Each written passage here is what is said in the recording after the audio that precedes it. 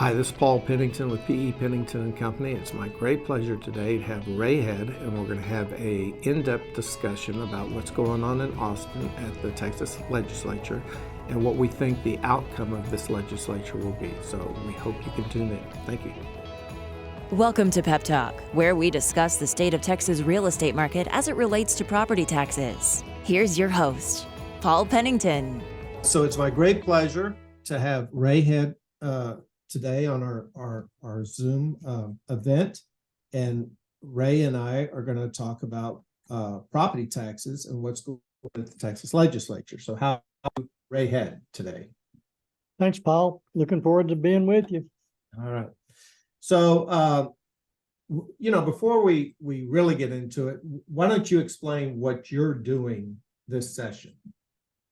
Well, as you know, Paul, I'm the representative at the Texas Association of Property Tax Professionals in the legislature, and I work very closely with Hillco Partners, which is a lobby firm, and I also try to work as closely as possible with other stakeholders that have an interest in property tax legislation, and of course your group, CFAR, Citizens for Appraisal Reform, is one of our favorites to work with in this property tax minimization management effort. So in 2023, what were the goals that the Texas Association of Property Tax Professionals had? What are you trying to get done this session? Well, Paul, we have always had, in our 35 years of existence, we've always had two overarching or two primary goals.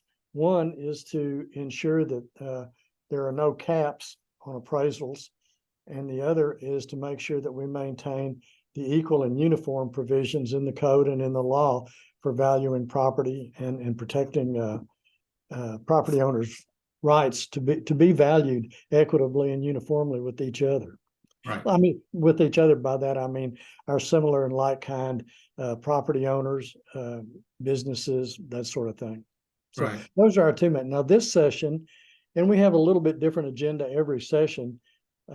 This session we have two primary efforts that we were working on. One was to expand the circumstances under which a property owner could file for limited binding arbitration that was provided for last session in House Bill 988. In House Bill 988, the law provided for us to file for limited binding arbitration under one or more of 7 different circumstances. And over the last 2 years, we found that there were other circumstances that really warranted a property owner being able to file for limited binding arbitration. Now, having said that, we cannot file for limited binding arbitration regarding the value of a property. What this did was or what we've tried to do is to expand the circumstances under which a property owner can file if they feel like they have had their procedural rights or remedies violated or denied by an appraisal review board, an appraisal district.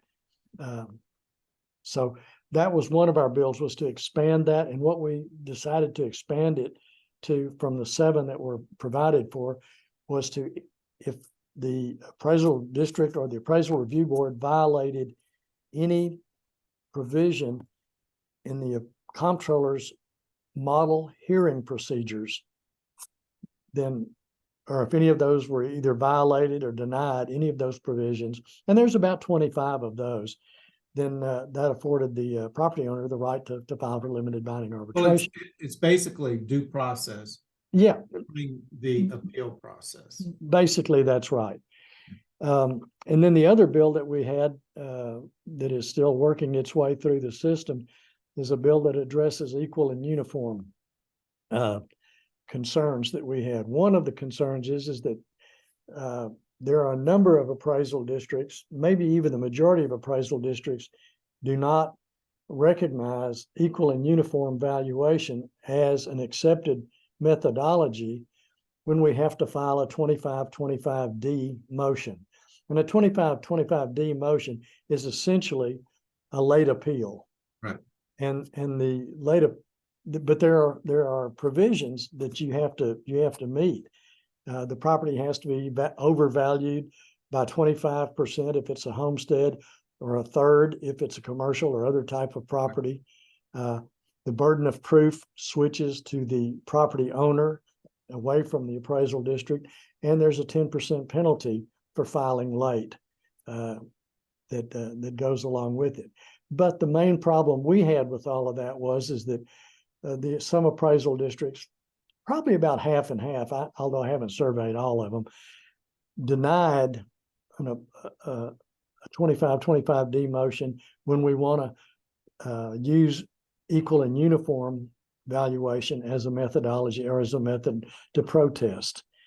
Well, let me stop you there. Sure. Because people who are watching might not know what equal and uniform. Equal and uniform is a provision where a taxpayer has the right to be assessed at the median level of appraisal of a reasonable number of comparable properties which have been appropriately adjusted. And when we use a slang term, we say equity or equal and uniform or unequal appraisal. That's what we're talking about. And that's what you're talking about here. That's exactly right. That's exactly right. So that was one of the provisions in that bill. The second provision in the bill is that a lot of times when a property owner will protest his value, he protests the market value and he protests the equal and uniform value. When they go to a hearing, oftentimes the appraisal review board will only rule on one of those. And typically they will only rule on the market value of a property, and they will ignore the equal and uniform value. And what this bill says is that if a property owner appeals both equal and uniform and market value, that the appraisal review board has to make a ruling on both. And then the third provision in that bill is after they make a ruling on both, they must determine that the lower of the two values is to be the appraised value. Right. And so that's the three main provisions in that bill. So you have two bills, and your bill to fix limited arbitration has been voted out of the House. Yes. The House sits in the Senate, where you're hoping for the Senate to pick it up, bring it up before the committee, have it pass out of the committee, be voted on by the Senate, and then out to the governor.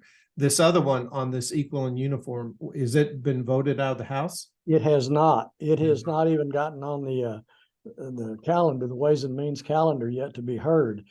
I rather suspect that we may have to amend another bill with this bill. Is that kind of a subtle hint to me? Well, we'll see how Maybe. you do with yours. But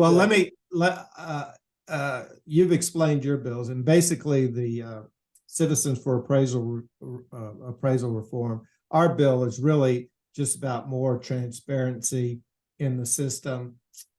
We also have a provision which addresses your arbitration issue, and then we have another provision that addresses a issue that came up with the courts in Montgomery County, which was very problematic. And I would go so far to say it was problematic not only for taxpayers but for the appraisal district as well.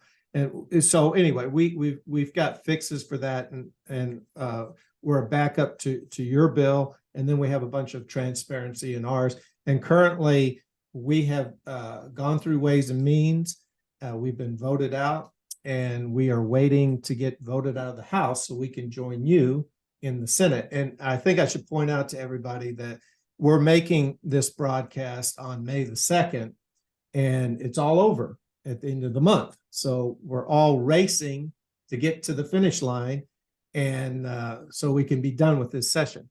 So we've talked about what the Texas Association of Property Tax Professionals is doing, and what my group is doing, our group.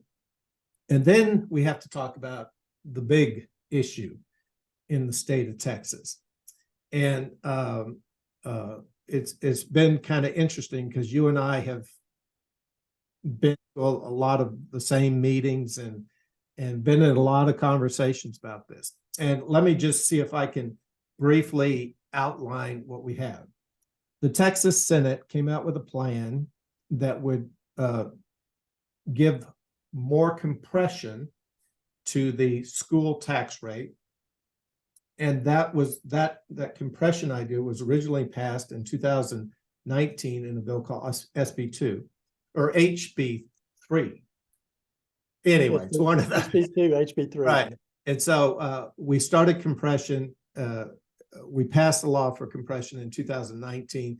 It finally kicked in. And in 2023, the Senate has a bill that would add more compression. And the way compression works, you actually buy down the school tax rate. And the reason that's so important is the school tax rate, or the portion of the taxes that a taxpayer pays, the vast majority of it is for the school district. So buying down that tax rate by the state helps all taxpayers. The Senate plan also has a provision in there that would help people who own a lot of machinery and equipment. And there's a provision in there for those people. And then there's another provision in the Senate bill, which would raise the homestead exemption for people on the school portion, and then an extra bonus. If you're over 65, you would even have a higher exemption. So the Senate is addressing homeowners. It's addressing everybody by compression, and it has a provision for people to own manufacturing and stuff like that. Then on the other hand, the House bill, as you know, also has a provision for compression, and the amount that they want to spend on compression is a lot more than the Senate. That's a good thing. But then, which brings us to the elephant in the room, the House plan would enact a 5% cap on residential and commercial property. In other words, that the taxable value of a property cannot go up more than 5% per year. And part of the pushback to that part of their bill was California did this in the 70s. It was called Proposition 13. And there are all sorts of ramifications that came from that. And so you and I were both at the Ways and Means Committee meeting, and we gave testimony. So what are your feelings about this House plan with the cap component versus the Senate plan where there are three different components? How do you feel? Well, we just can't we can't allow caps. We can't go down the California tax trail. They have a $22.5 billion budget deficit this year. Texas has a $32 billion surplus. New Jersey has a 4% cap. They have the highest property tax rates in the nation. It's a failed model, but it's great politics. It's horrible policy. It sounds really good when you say it, but the unintended consequences of caps are irreversible if they go into effect. And it will take Texas down a California tax trail that I don't think any of us want to go through. Most states have a three-legged stool. They have an income tax, they have a property tax, and they have a sales tax. Texas has a two-legged stool. We only have two legs to the stool, and that's a precarious balance anyway. But when you dramatically weaken one of the legs, one of the two legs, I think it bodes very, very poorly for the future of taxation in Texas and how we fund our government services and our government employees at the local level, at virtually every level. So it's the unintended consequences of caps that I don't think people understand. Paul, as you know, you and I have both for the last 30 years, built a library on the effects of the bad policy, the bad tax policy that caps are.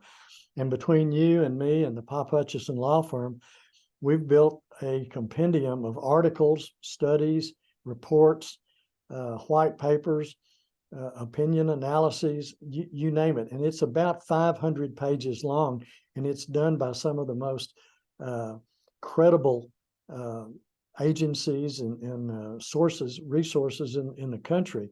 And in every one of these, they explain in great detail why appraisal caps are bad and bad policy. You and I both, I think, looked very hard to see if we could find articles that did propose or promote caps as good tax policy. And in my 30 years, I've never been able to find an article that says, caps are good. You really ought to do this. Oh, first of all, if we look at this from 30,000 feet in the air, we see that you said it's the surplus is 32 billion. I've heard 35 billion. I've also heard 50 billion. I've heard all kinds of numbers, how much the surplus is. And at the beginning of this, the governor came out and said, I want to spend half the surplus for property tax relief. And so both houses set about coming up with their own plan. And you commend both houses for trying to come up with the best plan. And we've already talked about the Senate plan. The House plan, like I said before, has a lot more money in compression, a lot more. And that component right there helps everybody, And during the hearings that you and I were in, nobody could get across to the members in Ways and Means that as a state, starting in 1997, or even before that, but especially in 1997, we decided to really treat homesteaded single-family properties in a special way. And that's when George Bush was the governor, and we put a 10% cap on the amount that the taxable value of a homesteaded residential property could go up per year. And that was fought out during that session. So they were put in imagine each group, like commercial, you're in a pond here, and residential, homestead, you're in a pond here. And so we said, you have you're getting treated special with this 10% cap. You have homestead exemptions, and we've always treated homesteaded residential in a special way. And as a state, we just did that. Is it a good thing? Sure, it's a good thing. You want people to get a better deal if you own your house. Nobody argues with that. The problem to me with the 5% cap is we have put homesteaded residential in this tiny pond with all the exemptions they get. Now we're going to put them in a lake with everybody else, and everybody's going to be at 5%. All of a sudden, they're going to be treated like everybody else. You've just diluted all the benefits that we gave them in 1997. And you and I were there.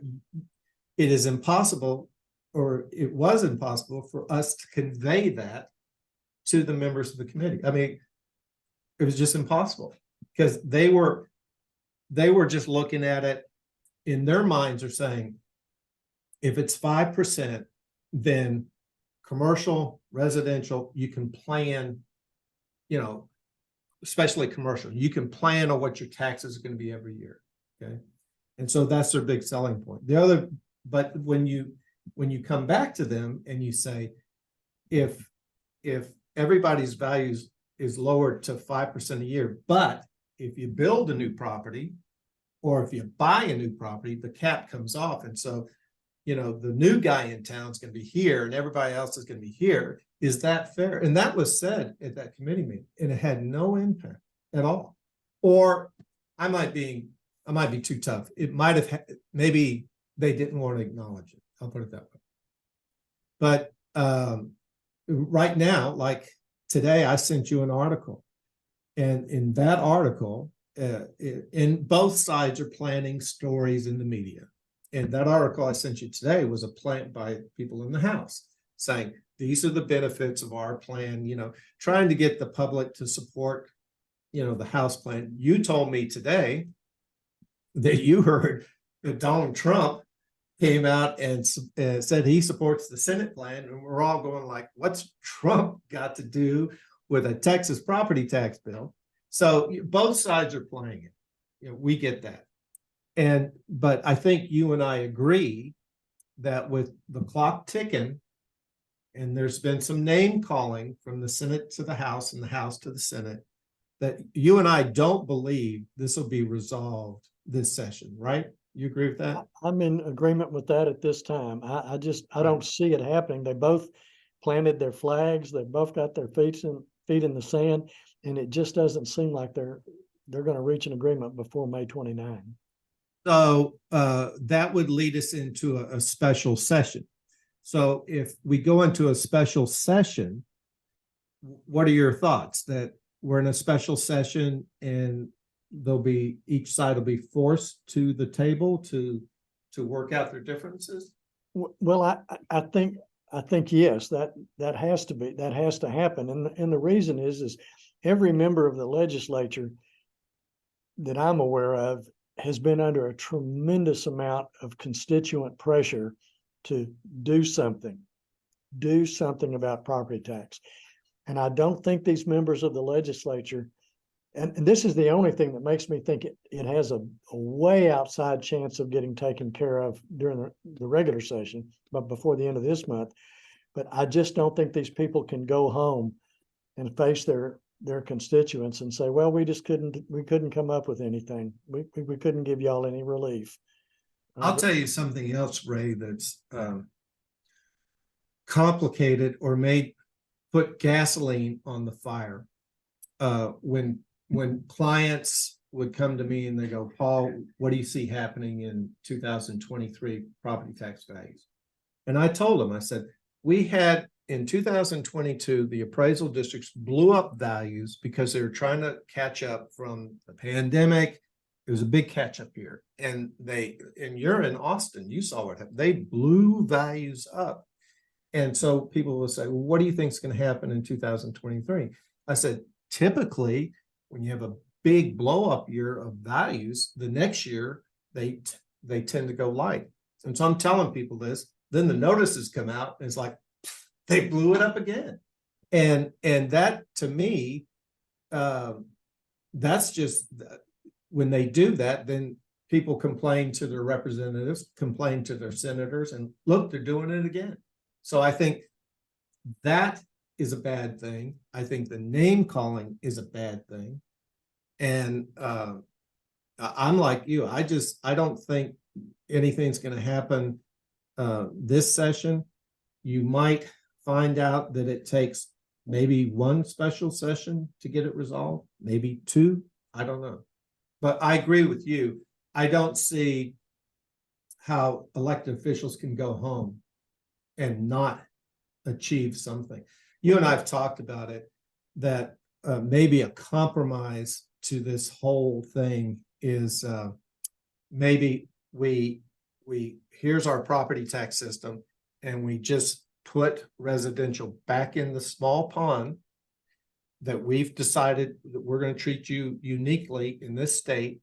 And maybe instead of having a 10% cap, year over year cap, maybe we lower it to 7.5, or maybe we put you at 5% and leave everybody else alone. I mean, that just by putting the lower cap or a lower cap on residential, and then both sides working out how much compression you want to do, that might be it. I don't know. I hope it is. That's the only play I see. I just cannot believe that they will cap all real estate at 5%. I just can't believe that they'll do that. The consequences of that will just be devastating. The other thing is it will take a constitutional amendment to do that. Right. And I'm afraid, if you can't make members of the legislature understand what CAPS does, I'm pretty confident you can't make the general populace understand what it does, because all they see is my appraisal went through the roof. And truthfully, compression works. My appraisal in my home in Austin, the market value went up 47% last year. And they took my cap up the full 10%. But because of rate compression and the combination of SB2 and HB3 that we passed, my taxes actually went down. I paid less in property taxes than I have in a long time. Ray, I totally agree. And I think everybody could do a lot better job on explaining to taxpayers that whatever the value has been placed on your property, that they have to understand that on the current system, that they're already capped. So this market value that you're looking at is not the taxable value for your home. And there needs to be a lot better education so that they don't freak out when they see these numbers and be like you, where the value went up, but because of compression, at the end of the day, you're paying less. That's what they need. There needs to be things on notices that tell people that, So, and Paul, one thing that I'm not sure I've noticed in the bill, and you read these things probably even closer than I do, but I'm not sure how they sustain compression going forward. It's built in the compression that we spent or we created in 2019. That was when they did it. It was built in that's going to go on forever. And what they're proposing with this additional compression, and that very well might be the reason that the Senate compression is less than the House, because the Senate says, this has got to go forever. So there might be some rainy days in Texas future. So they might be adding what they're adding to the compression that's supposed to go forever. They're going to use a lower amount than the House. You and I were both in a meeting in the House, and we were told that really the number one item or goal for the House plan was to have more compression than is being offered by the Senate. So, and that might be what we work out. But yeah, this whole compression thing, it's a great idea. But again, what happens if, God forbid that there's some sort of a recession that particularly hurts Texas? I don't know what it'd be, but anytime you say that, then something happens. So you have to worry about the rainy days. So let me go on to another subject. You were the head legislative person for Texas Association of Property Tax Professionals in the 2019 session. Was that when you took it on? Yeah, I think that's right. And so you've gone through the 2009, and by the way, you're retired. So you took it on in 2019. You were there in 2021. You're here in 2023. And then I think you've announced to your association that this is so much fun, you think you should share it with somebody else, right? Exactly. So exactly. It's I mean, I know how much time and effort you put into this. I mean, you go to a lot, you're there in Austin, you go to a lot of meetings, you go to a lot of fundraising events and stuff like that. So I guess you're just getting to a point where you said it's time to. Well, that's true to a certain extent. We have an awful lot of member input too. Yeah. We have 500 members, and almost all of them want to talk about, property taxation and, laws and provisions and things like that. So there's a lot of daily interaction between members and some of their concerns and some of their needs. But I think the overriding or overarching concern for me is in the next session after this one, regularly scheduled session, I'll be 79 years old, and that's really enough. Just a child. Yeah. Well, I think like one from time to time, as my wife even says I act like one. You know, one of the greatest things that I've come to appreciate about being around you, Ray, is the stories you tell. I mean, I've sat and I've listened to the story you told me about your parents. You have 10,000 stories. And every time you tell a story, I just fall back and I go, that's incredible. Or you're more famously known for the sayings that your father told you that you share with the rest of us. And when you share them with the rest of us, is generally at a time when we're all under a lot of stress and we needed something to lighten it, lighten the load up for us. So, well, I'm happy to do that. I'm a lucky guy. I've had a lot of really good experiences. I've had great mentors. I've had great colleagues in this business. I've learned a lot from you and people like you in this business. And I mean, you've been in it a little longer than I have, and so relying on some of your thoughts has been great. And it's been the same way with other people in this industry, though, that have really made an impact on my life and really kind of made it fun. I've really enjoyed what I've done for a living. But I'll guarantee you, Paul, and you and I have talked about this, when it comes to retirement, if your health is good, if you're not bored, and you have the resources that you need to live like you want to live, it's great. It is wonderful. And I can tell you, get here as fast as you can. I'll wait for you, and we'll have some fun. One thing we didn't talk about is when you and I go through these sessions, we're promoting our own bills, and we're working our tails off to get them passed, and going to committee meetings and talking to staff and editing drafts of bills. But the one thing we didn't talk about is that we also play defense, because the appraisal districts come out with their bills, or they try to somehow change bills, and you and I spent a lot of time, dealing with that. That's a really good point. Maybe your listeners are interested. This year, there was over 7,900 bills filed, bills and joint resolutions. That's roughly 1,000 more bills than were filed in the last session. Really? And of those 7,900 bills, when we searched, we found about 320 of those bills touched property tax and had some sort of an impact on property tax. And what we do is we array those bills, we review those bills, and then we assign a position to each bill. We're either going to support the bill, we're going to oppose the bill, or it really doesn't matter to us that much, and we can remain neutral on that bill. So we go through all of those analyses on each bill.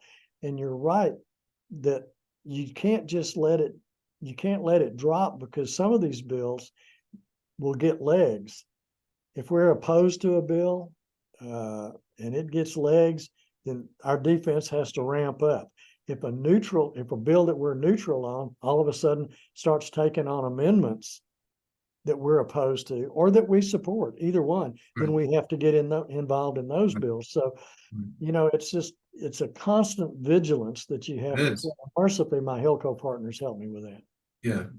So anyway, it's been my great pleasure to be able to talk to you. I hope everybody with the Texas Association of Property Tax Professionals knows how much time and effort you put into it. Because I mean,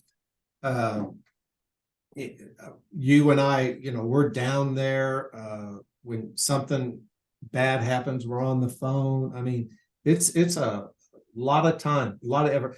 The thing that helps me out so much is on my team, I have 2 lawyers. And so I can take something and say, what does this mean in English? And they'll tell me what it means. if I didn't have, I'd be totally lost.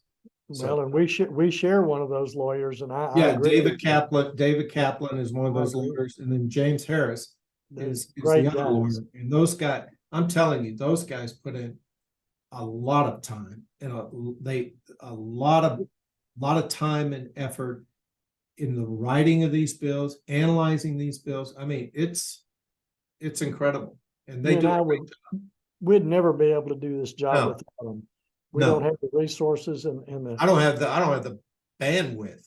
Yeah. You know. So anyway, it was my pleasure to Me have too. you today, and I want to thank you so much for taking time out to do this. I'm happy to do it, Paul. Love you, bro. Take care. All right. Thank you, Ray Head.